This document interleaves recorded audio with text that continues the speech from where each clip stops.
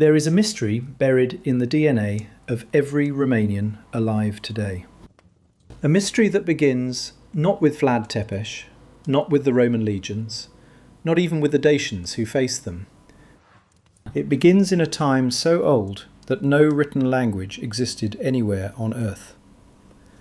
A time when the Carpathian Mountains were the centre of the largest civilization in prehistoric Europe. A civilization so advanced, so organised, and so suddenly gone that historians still argue about what destroyed it. This is the story of Romania's DNA. Not just one bloodline, but dozens. Not just one people, but every wave that ever crossed these mountains and never fully left.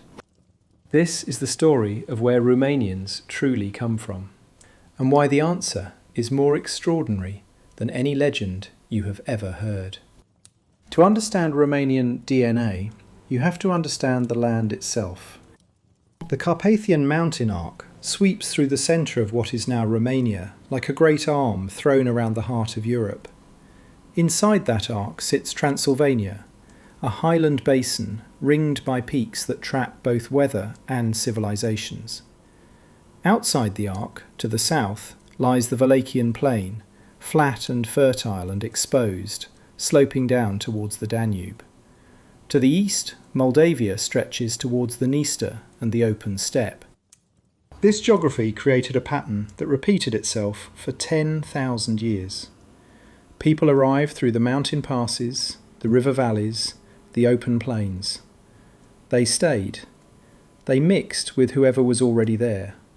And over time, layer by layer, they built a population of extraordinary genetic depth. The first layer is the oldest. Before farming, before pottery, before any form of settled civilization, the Carpathian region was home to Paleolithic and Mesolithic hunter-gatherers. These were the descendants of people who had colonized Europe from the east, following the retreating glaciers northward and westward after the last ice age. Their genetics are still visible in modern Romanians, a small but real remnant of the oldest human presence in Europe, carried in certain lineages of mitochondrial haplogroup U, one of the most ancient maternal lineages on the continent. Remarkably, these hunter-gatherers were already using pottery as far back as 8,500 BC, thousands of years before they adopted farming, making them among the earliest pottery-using populations in the world. Then, around the 6th millennium BC, everything changed. From Anatolia, what is now Turkey, a wave of early farmers crossed into the Balkans and began moving northward.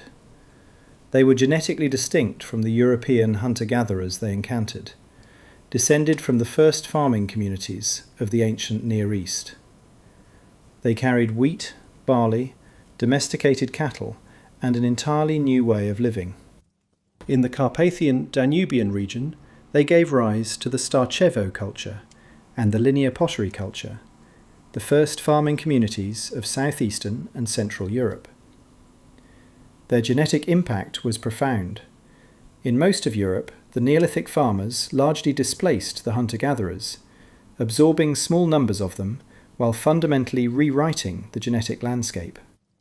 Their descendants are still the foundation of Romanian genetics today.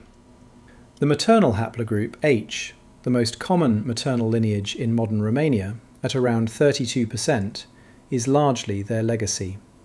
So are haplogroups J at around 11% and T and K.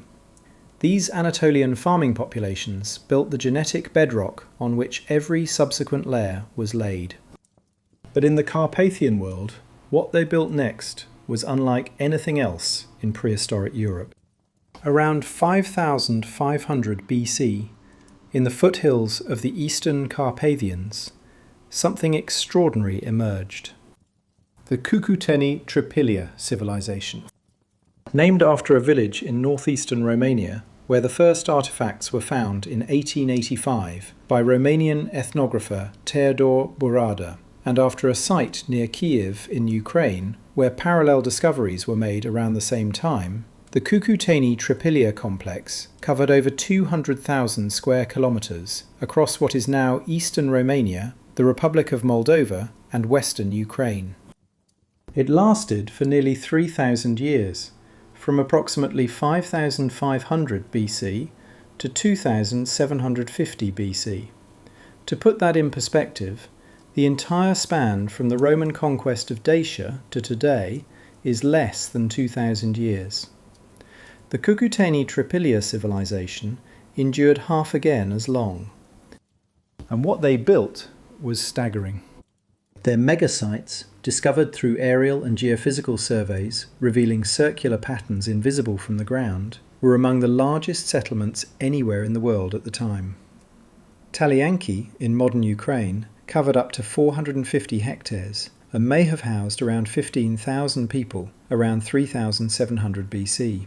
To give you context, that is larger than many cities of ancient Mesopotamia in the same period.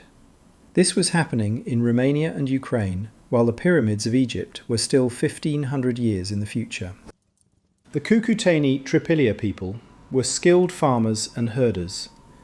They produced extraordinary pottery, some of the most sophisticated ceramic art in prehistoric Europe, decorated with intricate geometric spirals in red, black and white. Some of these spiral patterns survived in Romanian peasant embroidery and ceramic decoration all the way into the 20th century. They practiced something that has puzzled archaeologists for over a century: the ritual burning of their own settlements. Every 60 to 80 years, a Cucuteni-Trypillia community would deliberately and methodically burn every house in their village to the ground, sometimes after carefully sealing valuables inside clay walls. Then they would rebuild, sometimes on the same spot, sometimes nearby. The reason remains unknown. Some scholars suggest a ritual of renewal. Others propose it was related to property inheritance customs. Whatever the cause, thousands of these burned settlements dot the Carpathian landscape, each one a sealed time capsule of Copper Age life. What does the DNA of the Cucuteni-Trypillia people tell us? Ancient genomic studies, published in Nature Scientific Reports, have analysed skeletal remains from Cucuteni-Trypillia sites. The results show that these people carried primarily a Neolithic farmer genetic package, descended from the same Anatolian farming populations that had entered Europe in the 6th millennium BC, mixed with earlier European hunter-gatherer lineages. By the late period, some individuals also showed steppe-related ancestry, suggesting contact with nomadic populations beginning to move in from the east. Then, around 2750 BC, the Cucuteni-Trypillia civilization collapsed. The megasites were abandoned. The distinctive pottery tradition disappeared. The burning stopped, because there was nothing left to burn. What killed it? The answer walked in from the east, on horseback. Beginning around 3500 BC, and intensifying over the following centuries, a new population swept out of the Pontic-Caspian steppe, the vast grasslands north of the Black Sea. Genetic studies, including the landmark work of David Reich and his collaborators at Harvard, have shown that these people, associated with the Yamnaya archaeological culture, carried a genetic profile distinct from the European farmers they encountered. They were tall, likely lactose tolerant, and carried substantial amounts of Y chromosome haplogroups R1a and R1b. They were Indo-Europeans, the ancestors of speakers of Greek, Latin, Celtic, Germanic, Slavic, Sanskrit, and many other language families. Their expansion into Europe was one of the most dramatic population events in human prehistory. In many regions, they replaced the farming populations substantially. In the Carpathian world, the replacement was partial. The farmers were absorbed rather than annihilated. But the genetic and cultural impact was enormous. Out of this Bronze Age mixing of steppe migrants and Neolithic farmers, the Iron Age cultures of the Balkans eventually emerged. And from those cultures, by the 1st millennium BC, came the people the Greeks and Romans would encounter north of the Danube. The Dacians. The Dacians were a Thracian people, Indo-Europeans whose language, culture and identity emerged from the long mixing of steppe migrants and Carpathian farmers across the Bronze Age. They were not a tribe, but a civilization, politically organised, architecturally sophisticated, metallurgically advanced, and spiritually complex. They worshipped Zalmoxis, a deity or deified wise man who promised immortality to those who lived righteously. Their warriors, believing in life beyond death, were said to face battle without fear. Their nobles wore distinctive felt caps. Their warriors went to war carrying the falx, a terrifying curved blade that could penetrate Roman shields and reach the flesh beneath. Their heartland was Transylvania. Their capital, Sarmițăgătușa Regia, perched high in the Orăștia Mountains, was one of the most sophisticated fortified cities in the ancient world, protected by walls of Murus Dacicus, a stone and timber construction technique that archaeological study has confirmed was remarkably effective against siege. They traded with Greeks on the Black Sea, minted their own silver coinage, and cultivated vines and grain in the fertile valleys below their mountain strongholds. Around 82 BC, a king named Burebista united the fragmented Dacian tribes into the largest kingdom in the region's history. His realm stretched from the Black Sea to the river Tisa, from the Carpathian peaks southward to the Danube. He was so powerful that Julius Caesar was reportedly planning a military expedition against him. Caesar's assassination in 44 BC ended that plan. In the same year, Burebista II was assassinated and his great kingdom fragmented. It would take a century and a half for another king to reunite it. His title was Decebalus. It means brave of heart. He earned it many times over. From 87 to 106 AD, Decebalus led the Dacians in the most sustained resistance to Roman expansion in the history of the empire.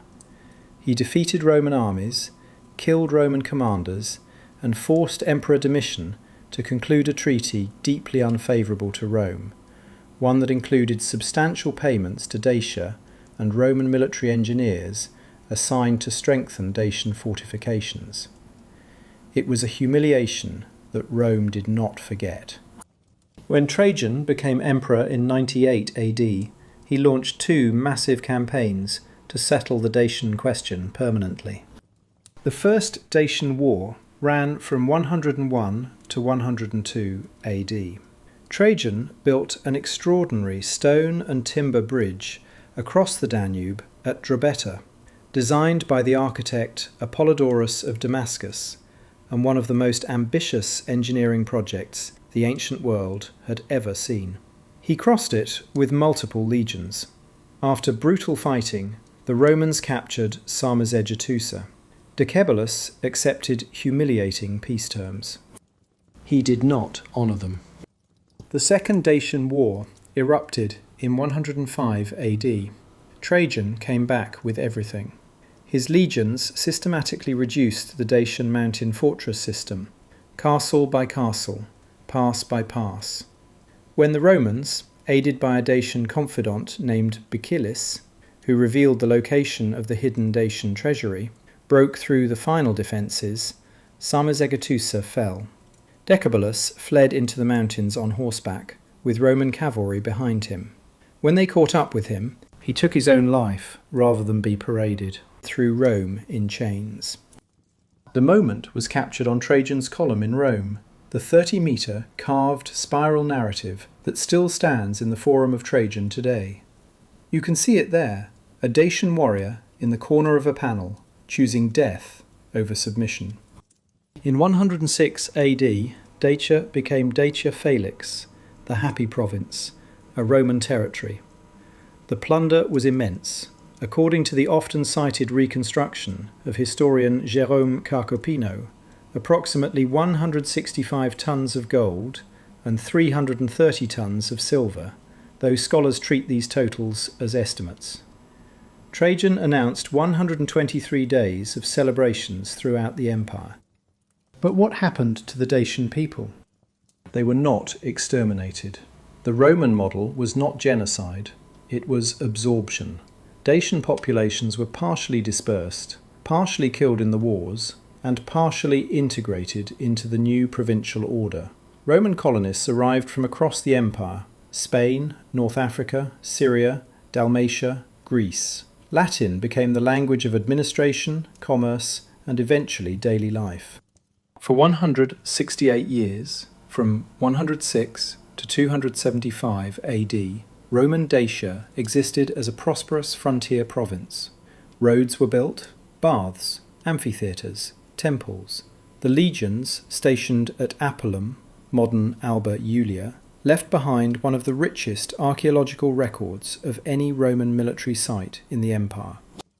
Then, in 271 to 275 AD, Emperor Aurelian made a painful strategic decision. The province was too exposed, too far north of the Danube, too difficult to defend as the empire contracted. He withdrew the Roman administration and most of the military south of the river. What stayed behind? The people and their language. This is the central mystery of Romanian origins. When Rome withdrew in the 3rd century AD, the written record of the Carpathian region goes essentially dark. For over 5 centuries, we have almost no documentary evidence of what was happening north of the Danube. Gothic tribes moved through. Huns swept westward. Avars, Bulgars, Pechenegs and Cumans followed. The Slavic migrations of the 6th to 9th centuries fundamentally reshaped the demographics of the entire region. And yet when the historical record reopens in the 10th, 11th and 12th centuries, a Romance language is being spoken north of the Danube. Not Latin, but a daughter of Latin, evolved in isolation, Romanian. This is called the enigma of Romanian origins. 3 competing theories have been debated by historians for centuries. The first is Daco-Roman continuity. The Romanized population remained in the Carpathians through the barbarian migrations, hiding in highland refuges, and gradually re-emerged as Romanian speakers. The second is migration from the south. Proto-Romanian speakers developed south of the Danube and moved northward between the 10th and 13th centuries. The third is a combination of both processes operating simultaneously in different regions. Modern genetics provides some clarity, though not a complete resolution. The dominant Y chromosome haplogroup among modern Romanian men is I2A, specifically IM423, reaching frequencies of 40% or higher in northeastern Romania. This is one of the oldest surviving European lineages, associated with the pre-Bronze Age Balkan world. But a major 2023 archaeogenetic study confirmed that the high I2A concentrations visible today are not simply Dacian survivals. They also reflect the massive Slavic migrations of the 6th to 9th centuries. The lineage became especially abundant in precisely the regions most intensively settled by Slavic populations. In other words, the dominant genetic signal in modern Romania is not purely Dacian. It is the result of Dacian, Roman and Slavic populations blending over 1,000 years of post-Roman history. The R1, a haplogroup at around 15 to 16%, records the same process from the steppe side, Bronze Age migrants and later Slavic arrivals. E-V13, at 5 to 8%, carries the deepest Neolithic Balkan farming ancestry, associated with ancient Thracian and Greek populations. R1b, at around 12%, includes ancient Western European lineages and Roman colonial input. J2, at around 8%, echoes ancient Anatolian and Mediterranean populations. The maternal picture shows haplogroup H dominating at around 32%, the pan-European Neolithic farmer legacy, followed by U at nearly 13%, one of the oldest European lineages reaching back to the Paleolithic. J, T, K, and a rich diversity of others complete the picture. What you are looking at in Romanian DNA is a record of 15,000 years of continuous habitation and continuous mixing. Hunter-gatherers, Neolithic farmers, Bronze Age steppe warriors, Iron Age Dacians, Roman colonists from 3 continents, Gothic, Hunnic, Avar and Slavic migrants, medieval Bulgarian and Cuman populations. Every wave left a trace. And through all of it, through every invasion, every withdrawal, every burning and rebuilding, one thing survived that no migration could entirely erase. The language. Romanian is the easternmost Romance language on earth. Its closest living relatives are Aromanian, Megleno-Romanian and Istro-Romanian, small languages spoken by diaspora Romanian communities scattered across the Balkans. Together they form the Eastern Romance branch, descended from the Vulgar Latin of the Danubian frontier. What makes Romanian unique among all Romance languages is its substrate. Linguists have identified between 160 and 170 words in modern Romanian for which a Dacian or Thraco-Dacian origin has been proposed. These are not academic curiosities. They are words for fundamental things. Brânză, cheese. No Latin etymology exists for this word. It appears in Romanian and in Albanian, which likely descends from a related ancient Balkan language. When a Romanian mother makes brânză for her children, she uses a word that almost certainly predates Rome.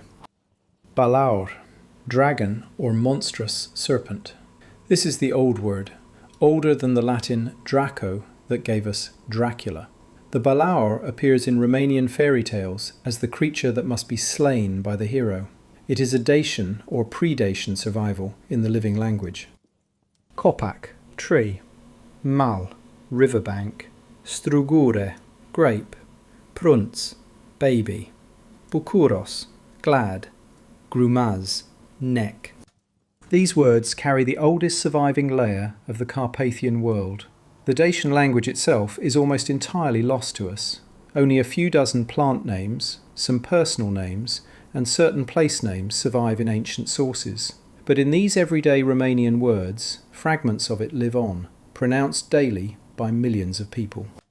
Then Slavic arrived, and Romanian absorbed that too. Roughly 15 to 20% of Romanian vocabulary is Slavic in origin, including many words related to religious and administrative life, which arrived with Orthodox Christianity between the 9th and 12th centuries. The Cyrillic alphabet was used to write Romanian for several centuries before the Latin alphabet was reintroduced in the 19th century. Romanian is, in its grammatical structure, pure Latin. In its vocabulary, it is a layered archive of Dacian, Latin, Slavic, Turkish, Greek and Hungarian influence. It is the linguistic equivalent of Romanian DNA itself, a record of everyone who ever passed through. Now the human story begins. After the long centuries following Rome's withdrawal, centuries of Gothic, Hunnic, Avar, Bulgarian, Cuman and Slavic dominion, the documentary record reopens in the 13th and 14th centuries with something new: Romanian-speaking principalities beginning to organise themselves into political entities. The first and most important is the founding of Wallachia. Around 1310, a voivode named Basarab came to power in the region between the Carpathians and the Danube. By 1324, he appears in Hungarian records as a vassal of the Hungarian crown. He did not remain a vassal for long. In 1325, Basarab seized the Banati of Severin and effectively declared independence. King Charles I of Hungary came to take it back. In November 1330, the Hungarian royal army marched into Wallachia, and Basarab ambushed it in a mountain pass called Posada. The Battle of Posada lasted 4 days. The Hungarian army, caught in a narrow gorge, was bombarded from the heights above by Wallachian archers and warriors who moved freely on terrain that armoured cavalry could not navigate. The Hungarian losses were catastrophic. King Charles barely escaped with his life.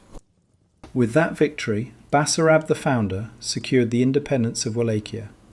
His dynasty, the House of Basarab, would rule for over 2 centuries and produce some of the most remarkable rulers in Romanian history. The region of Bessarabia, between the Prut and the Dniester rivers, was named for his dynasty. His blood ran in the veins of every prince who would follow, including, generations later, a boy born in Sighișoara in December of 1431, whose name would echo across 5 centuries of legend. But before we reach Vlad Țepeș, we must meet his grandfather, Mircea cel Bătrân. Mircea the Elder is arguably the greatest ruler Wallachia ever produced.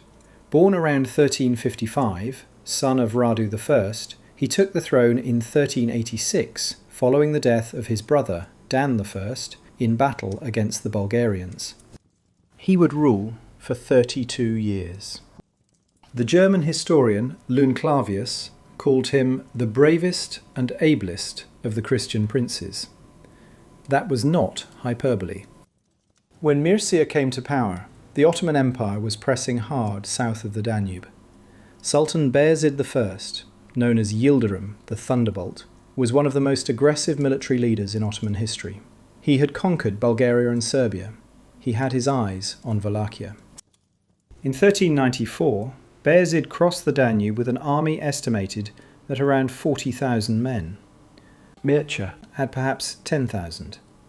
He knew he could not win a conventional battle, so he chose guerrilla warfare, retreating, striking, disappearing, poisoning wells, burning supplies, making the land itself his weapon.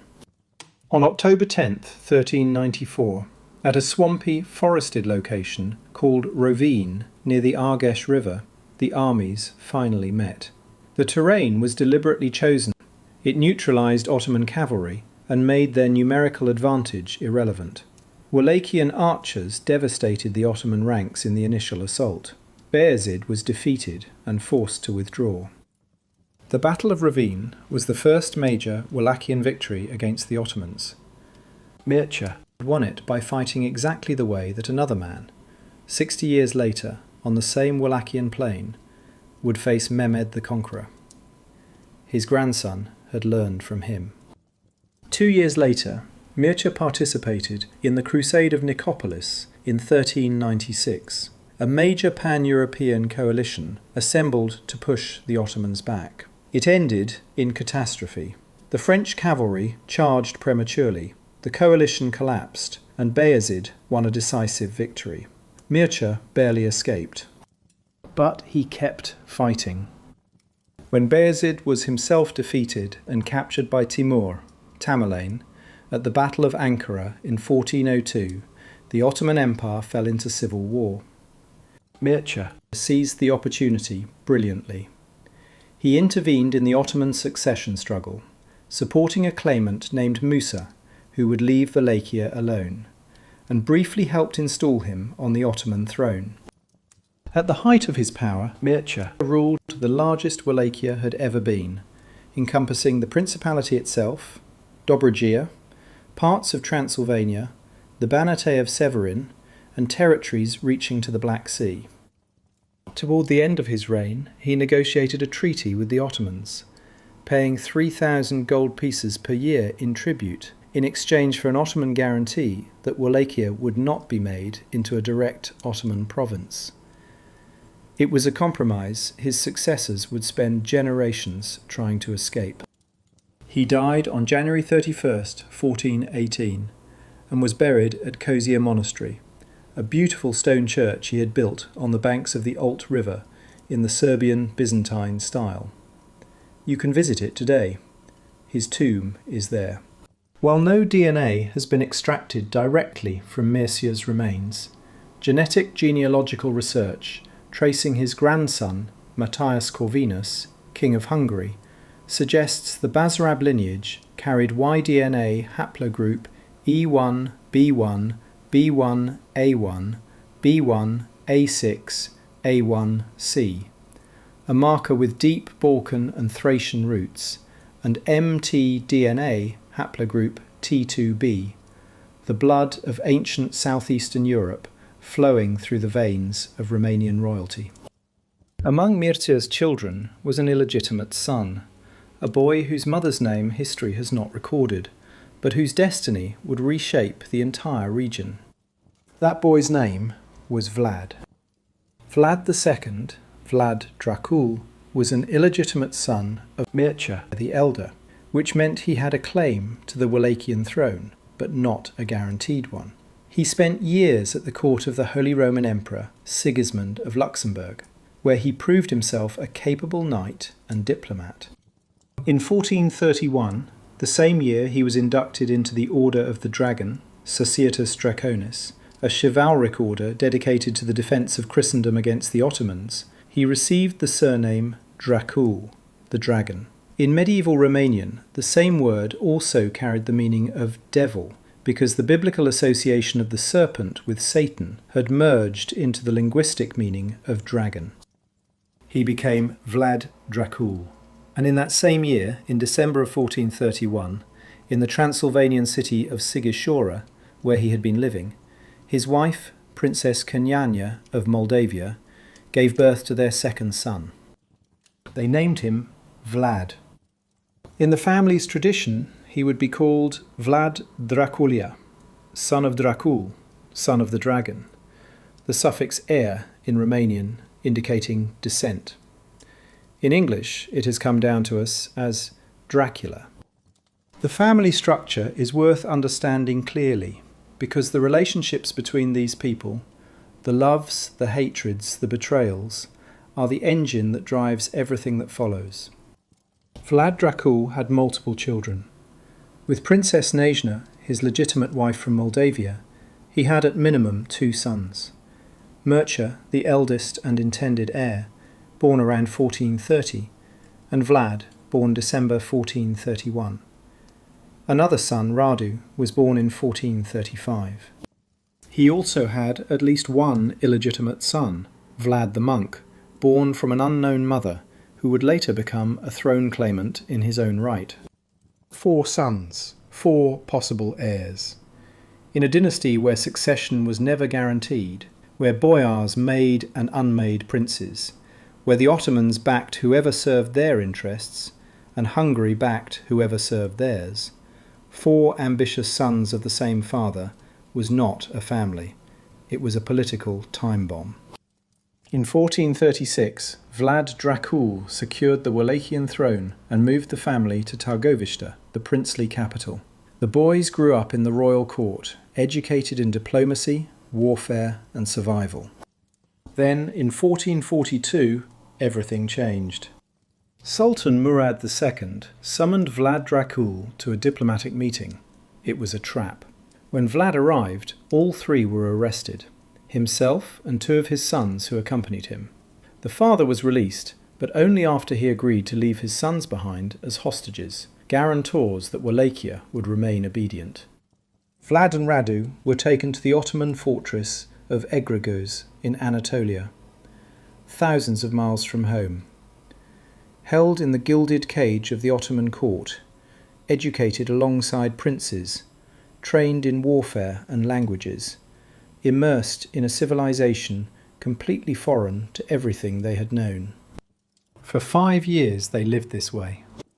And those 5 years created 2 entirely different men, from the same blood and the same childhood. Radu, the younger, the more adaptable, began to love his captor's world. He learned Turkish and Arabic. He converted to Islam. He reportedly became a close companion of Mehmed, the Sultan's son, who would later conquer Constantinople. Radu was charming and willing to become whatever his circumstances required. History remembers him as Radu cel Frumos, Radu the Handsome. Vlad, older, more rigid, burning with a grievance that never cooled, absorbed the Ottoman world without surrendering to it.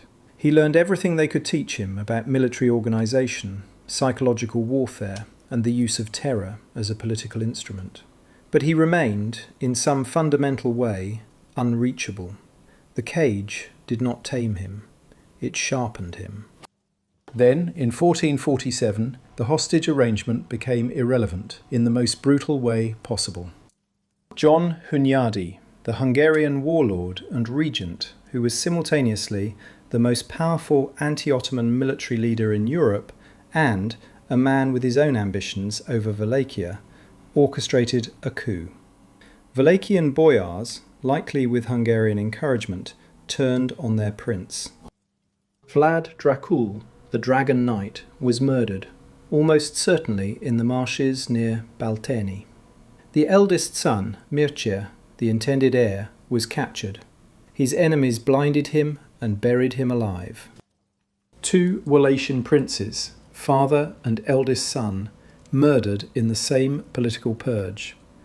Killed partly by the boyar class their own family had ruled, and partly by the Christian allies their entire dynastic identity was built to serve. The boy in Ottoman captivity heard the news. He was 16 years old.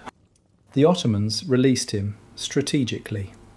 A prince without a throne, carrying a legitimate claim and a burning desire for vengeance, entirely dependent on Ottoman goodwill. He was useful.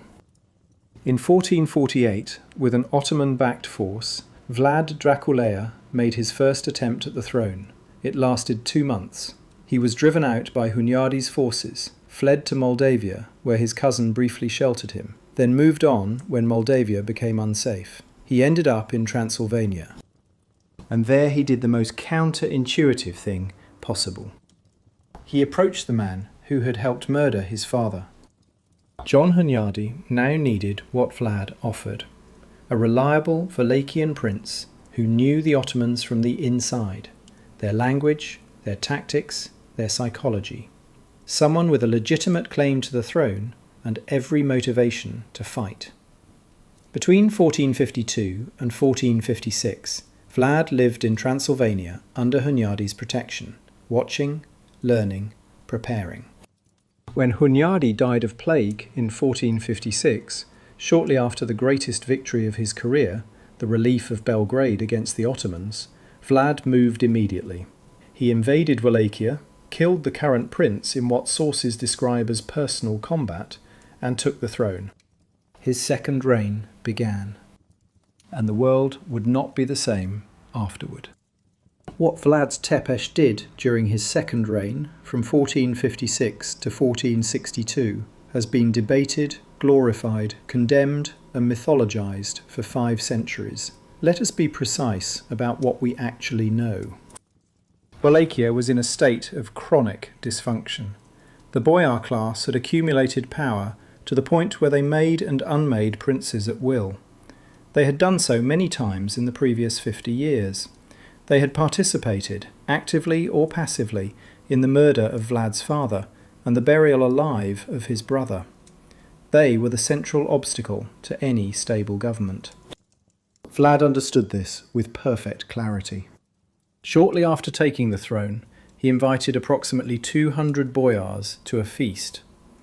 According to contemporary and near-contemporary sources, he asked each how many princes they had known in their lifetimes. The answers were damning. 7, 15, 30, or more. These men had been making and breaking rulers for generations while enriching themselves. Those implicated in his father's and brother's deaths were seized. Older men were impaled on the spot. Younger men and their families were marched to the ruins of a fortress in the Argeș Valley and forced to rebuild it with their bare hands. That fortress was Pânare Castle. Its ruins still cling to a cliff above the Argeș River. You can visit it by climbing 1,480 stone stairs carved into the mountainside. The instrument of punishment that gave Vlad his epithet, Țepeș the Impaler, was not his invention. Impalement appears in Byzantine law, Ottoman practice, and various medieval legal codes. What made Vlad distinctive was the scale, the deliberateness, and the theatrical display. He understood that an execution witnessed by 100 people creates local fear. An execution field stretching for a mile visible on the approach to the capital, creates something that crosses into an entirely different register. Multiple sources from the period, including Slavic narratives broadly sympathetic to Vlad, record that Wallachia during his second reign experienced a degree of social order unknown in preceding decades. Crime dropped dramatically. Officials who embezzled were impaled. Merchants who cheated were impaled. A golden cup left at a public fountain allegedly stayed there untouched throughout his reign. The German pamphlets produced by the Saxon merchant communities of Brașov and Sibiu, cities with whom Vlad was in direct commercial and political conflict, described him in the most lurid terms imaginable. They showed him dining among forests of impaled bodies. These pamphlets, printed on Gutenberg's new press technology and distributed across the German-speaking world, were some of the earliest examples of mass-produced political propaganda in European history. We should not dismiss the deaths they reference. Thousands of people died, but we should read every source for what it is, the testimony of people with specific interests. By 1459, Vlad had made the decision that would define his reign and ultimately end it. He stopped paying tribute to the Ottoman Empire. He wrote to King Matthias Corvinus of Hungary, son of the Hunyadi who had helped murder his father, presenting himself as the crusading prince standing alone on Christendom's frontier. He was not only writing, he was acting. In 1461, Ottoman envoys came to collect tribute. Vlad had them impaled. Then, in the winter of 1461 to 1462, he crossed the Danube into Ottoman-held Bulgaria with his army and conducted a campaign of annihilation. His own report to Matthias Corvinus, dated February 1462, stated the body count with administrative precision: 23,844 dead. He attached the noses of the dead as verification.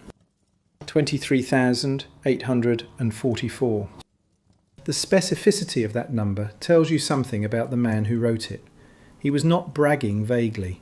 He was reporting with the precision of a military administrator. Sultan Mehmed II, Mehmed the Conqueror, the man who had destroyed Constantinople 9 years earlier, assembled a force of between 60,000 and 90,000 men and marched north. Vlad had at most 20,000, probably fewer. He did not meet them in open battle. He had learned from his grandfather Mircea, who had done the same against Bayezid a generation earlier. He poisoned wells, burned crops and villages, drove livestock away from the Ottoman line of march. He sent people infected with plague to mingle among the Ottoman troops, an early use of biological warfare documented in multiple sources. He launched cavalry raids at night, striking supply lines, killing sentries, keeping the enormous Ottoman force permanently off balance and exhausted. On the night of June 16th to 17th, 1462, he did something extraordinary, even by the standards of his own extraordinary life. He disguised himself and approximately 7,000 to 10,000 of his cavalry as Turkish soldiers, infiltrated the Ottoman camp under cover of darkness, and rode directly for the Sultan's tent with the intention of killing Mehmed II personally. He got lost in the camp and struck the wrong position, hitting the tents of 2 Ottoman commanders rather than the Sultan himself. But the chaos he unleashed was immense. Ottoman units attacked each other in the darkness. Mehmed narrowly escaped, moved by his guards as the Wallachians closed in. Vlad withdrew his forces successfully before dawn. When the shaken Ottoman army pressed forward to Târgoviște, Wallachia's capital, what they found on the approach to the city has become one of the most documented and debated scenes in medieval military history. A field of impaled bodies extending, according to multiple independent sources, nearly a mile. Bodies of Ottoman prisoners, previous envoys, enemies of every rank and description, arranged by status. The higher the former rank, the higher the stake. Contemporary estimates range up to 20,000 bodies. Chorko Condyles writes that Mehmed the Conqueror, the man who had taken Constantinople, who had built an empire on conquest, wept, then turned back. Whether the retreat was caused primarily by the psychological impact of the impalement field, or by the cumulative devastation of the Scorched Earth campaign, the guerrilla warfare, and the disease losses, historians continue to debate. Most conclude it was all of these together. What is not debated? Vlad Dracula, outnumbered 3 to 4 to 1, had faced the greatest military force in the medieval world, and had not broken. Then his brother destroyed him. Radu cel Frumos, Radu the Handsome, moved through Wallachia with a simple message: submit to Ottoman suzerainty and have peace. The years of total war were over. The boyars who had survived Vlad's purges, the peasants exhausted by years of scorched earth and endless sacrifice, the communities that could endure no more, they turned to Radu. Not from love, but from the calculus of survival. By autumn 1462, Vlad's support had collapsed. He fled north into Transylvania, seeking help from Matthias Corvinus of Hungary. Matthias had him arrested.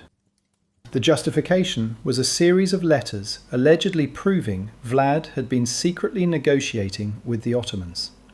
Most historians today believe these letters were forged, possibly by Matthias's own agents, to cover the fact that the Hungarian king had pocketed substantial papal crusading funds without launching a crusade. He needed Vlad to be the villain. Vlad was imprisoned at the fortress of Visegrad on the Danube north of Buda from 1463 to 1475. 12 years. During his captivity, Radu cel Frumos ruled Wallachia as an Ottoman client. The two brothers who had been taken as children to the same Ottoman fortress had completed their transformation, one into the empire's most feared enemy, the other into its most cooperative instrument. They never reconciled. Radu died around 1475, his reign having served the Ottoman interest precisely as intended. Matthias Corvinus, now needing a reliable Wallachian ally again, restored Vlad. In November 1476, Vlad Dracula returned to Wallachia for the third time, supported by Transylvanian and Moldavian forces. His cousin, whom we're about to meet, had helped make it possible. His third reign lasted approximately 2 months. In late December 1476 or early January 1477, Vlad III was killed. The exact circumstances remain disputed. One account says a Turkish assassin murdered him in his camp. Another says his own troops struck him down in a battle. He had often disguised himself as a Turkish soldier, and in the confusion someone killed him by mistake. A third says he was captured and beheaded by Ottoman forces. What is almost certainly true, his head was sent to Constantinople and displayed there. His body was lost. Tradition says Snagov Monastery on an island lake north of Bucharest.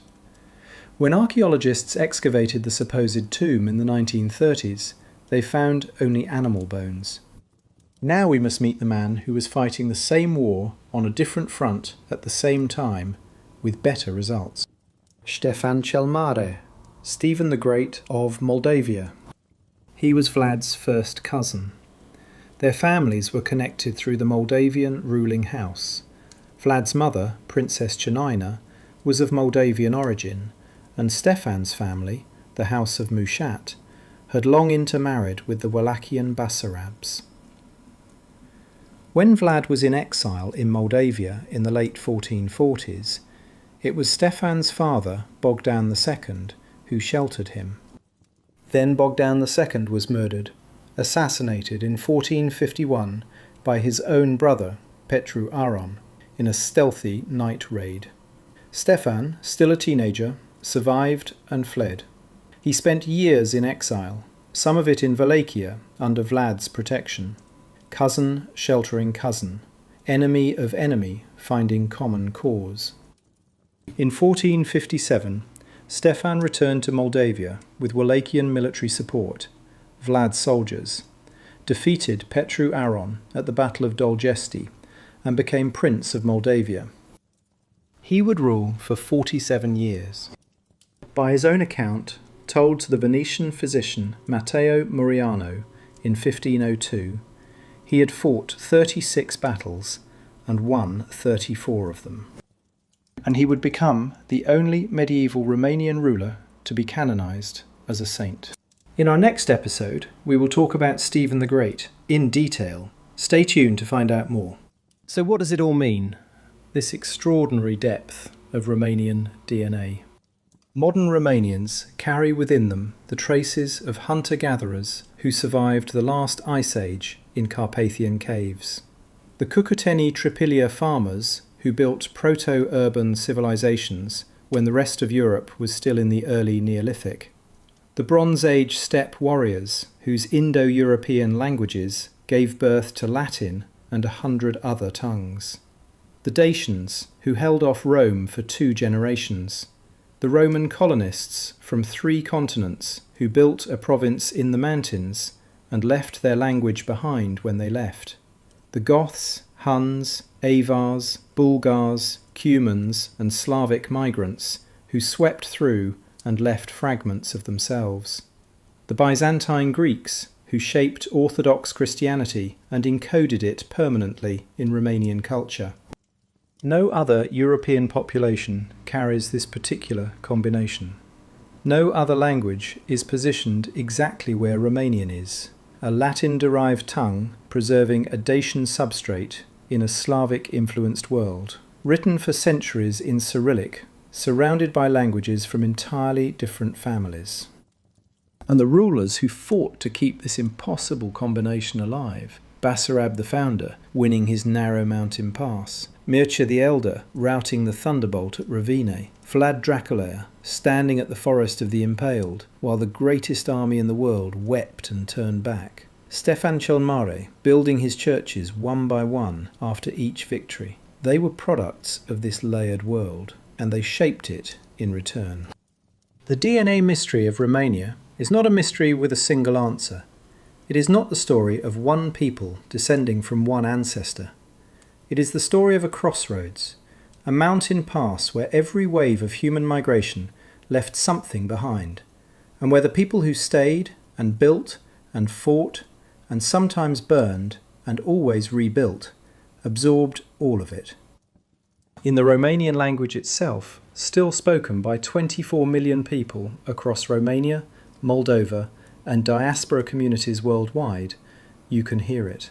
15,000 years of human presence, encoded in the everyday words of a living language. Some things refuse to be erased. Some peoples refuse to disappear. And some lands, lands of deep forests and high mountains, and great plains meeting at a crossroads of civilizations, produce, generation after generation, people with the extraordinary capacity to endure everything, absorb everything, survive everything, and emerge speaking a language that carries the memory of all of it. This is Romania. This is the blood of the Carpathians.